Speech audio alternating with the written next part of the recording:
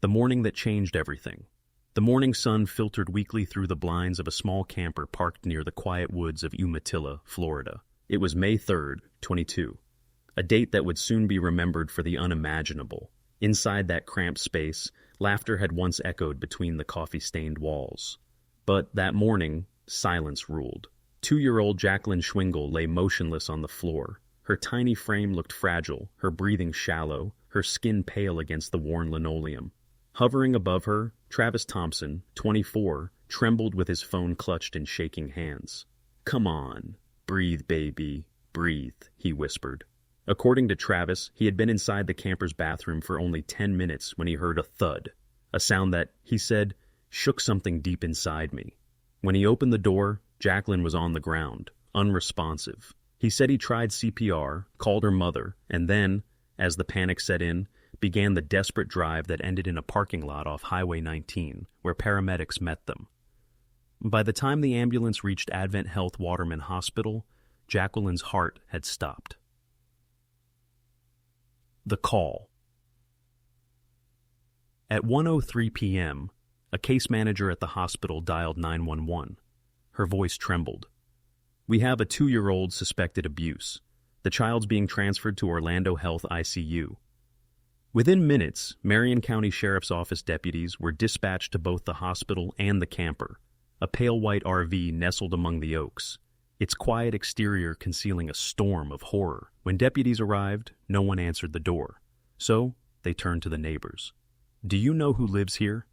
"A couple with kids," a woman replied softly. "They're young. We've seen the kids outside a lot, alone, sometimes." Her voice faltered. "I always told my husband, something felt off about that man. You know that feeling, like you're just not normal." The loss. At the hospital, doctors worked frantically to restart the child's heart. Hours passed, the room filled with monitors, wires, and whispered prayers. But at 2:40 p.m., Jacqueline Schwingle was pronounced dead. Her mother, Kristen, collapsed when the news came. She had trusted Travis, her boyfriend of a few months, to watch her daughter while she worked.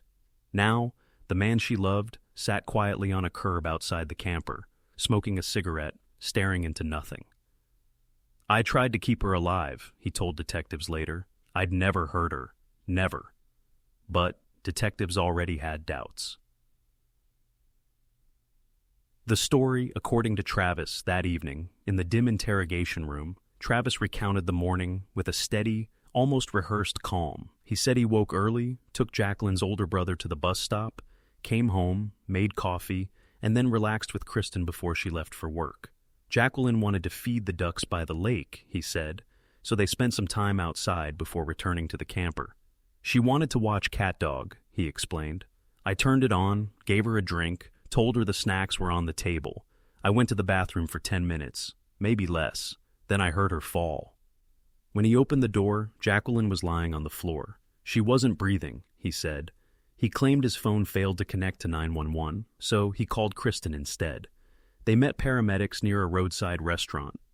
Detectives listened, taking notes. Something didn't add up. There was a 37-minute gap between the supposed fall and the 911 call.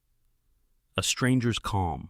Throughout the questioning, Travis appeared oddly composed, too calm for a man who had just watched a child die. When one detective commented on it, Travis shrugged. "I'm just trying to help," he said. "I didn't do anything wrong." Yet his inconsistencies mounted. He admitted there had been a loaded gun next to the bed where Jacqueline had been lying, something he had failed to mention earlier. "Yeah, but the safety was on," he added quickly. "She knew not to touch it." When asked why the gun was out that morning, Travis claimed he planned to clean it. Investigators exchanged glances. None of it made sense. The investigation deepens. The following day, detectives returned. This time, Travis was escorted to the sheriff's office for a formal interview. The small, windowless room buzzed under fluorescent light. "You know you're not under arrest," one detective said. "You can leave any time." "That makes me look bad," Travis replied, his voice low. They began again from the top. The timeline, the noise, the CPR, the drive. But with every retelling, the details shifted slightly. Meanwhile, the autopsy results began coming in. What they revealed would change everything. The findings, Dr. Landon Pierce, the medical examiner, noted multiple internal injuries, none consistent with a simple fall. There were signs of extreme blunt force trauma, including damage near the spine. When investigators returned to the room, their tone had changed. "There are injuries here that don't make sense," one detective said quietly. "What do you mean?" Travis asked. "These aren't the kind you get from falling off a couch." Travis's face twitched.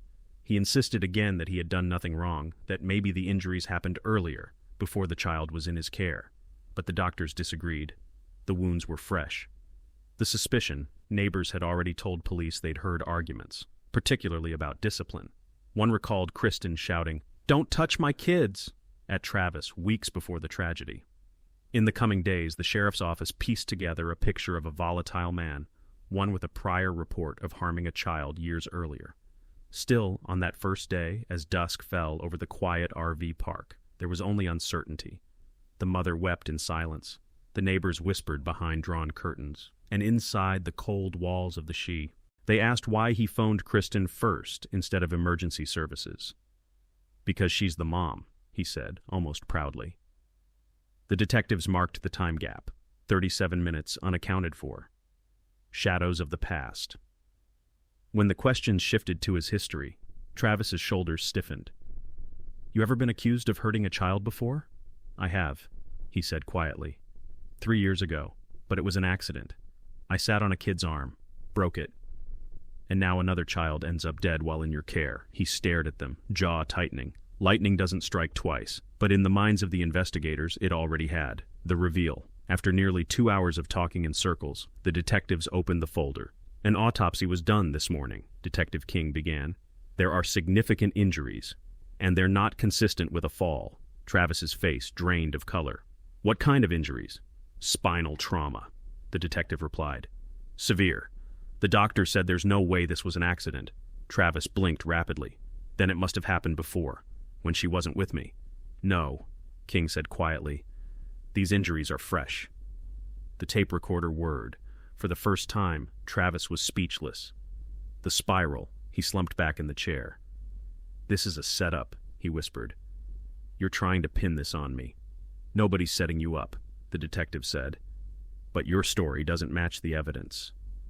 Travis ran a hand through his hair, muttering under his breath, "They always think I did something." Then, a moment later, he began rapping softly, a nervous tick, a strange act of defiance under the sterile hum of the lights. When his phone rang, it was his mother.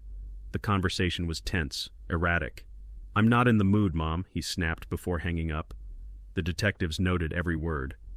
Moments later, Kristen entered the station voluntarily. She agreed to take breaking point. The clock on the wall ticked toward evening. Travis was silent now, eyes fixed on the table. When the detective stepped out briefly, he whispered to the empty room, "This is ridiculous. This is insane." He knew what was coming. The evidence was closing in, the story unraveling thread by thread. When the door opened again, a deputy entered with quiet authority. "Travis, we're placing you under a Baker Act hold. You've made statements that concern us about your well-being." He didn't resist. As they let him out, he glanced back at the room one last time. "I didn't hurt her," he said again, his voice barely audible. But in the hallway outside, detectives reviewed the autopsy summary. And what it said was undeniable. Jacqueline's spine had been broken by human hands. As the door shut behind him, the camera in the ceiling caught his final expression, blank, detached, almost serene. And for the investigators, one truth had crystallized. Whatever happened inside that camper wasn't an accident. It was murder. The verdict of evil. Weeks turned into months as the investigation into the death of 2-year-old Jacqueline Schwingle deepened. The small Florida community that had once known her as a bright, giggling toddler now remembered only the haunting image of flashing lights outside a lonely camper. Detectives waited for the final autopsy report, and when it came, it changed everything. The truth in the bones. The medical examiner's language was cold, clinical, but what it described was unbearable. Jacqueline's lumbar spine had been disarticulated, snapped completely apart by significant gradual force. Her back hadn't broken from a fall, or from rough play, or from CPR. It had been bent backward beyond its natural limit, until the bones severed. The doctor's summary was chilling.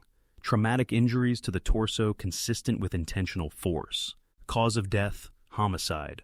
No parent, no investigator, no human being could read those words without feeling the air leave their lungs. The final interrogation. When the results came in, detectives brought Travis Thompson back into the interrogation room. This time, the tone was no longer cautious. It was final. He entered in handcuffs, his face gaunt from months of waiting. The chair creaked as he sat down, his eyes scanning the familiar gray walls. "So, what is it this time?" he asked. "You gonna tell me I killed her again?" Detective King opened the folder and placed a photo on the table. The X-ray from the autopsy. "You see this line here?" he said quietly. "That's where her spine separated. There's no accident that causes that." Travis stared at it, expressionless. "I didn't do this," he whispered. "You're wrong." The detective's tone hardened. "Travis, the doctor said the pain was so severe she passed out before she died. She couldn't have fallen. Someone bent her backward." Travis slammed his hands on the table, rattling the cuffs. "That's not me. I would never—" But his voice cracked mid-sentence. The room fell silent, except for the faint buzz of the ceiling light. "If it was an accident," the detective pressed, "tell us what really happened. You got frustrated. Maybe she wouldn't stop crying. Maybe you grabbed her too hard." Travis shook his head violently. "You don't understand. I was trying to keep her alive. You were trying to save her after you broke her back."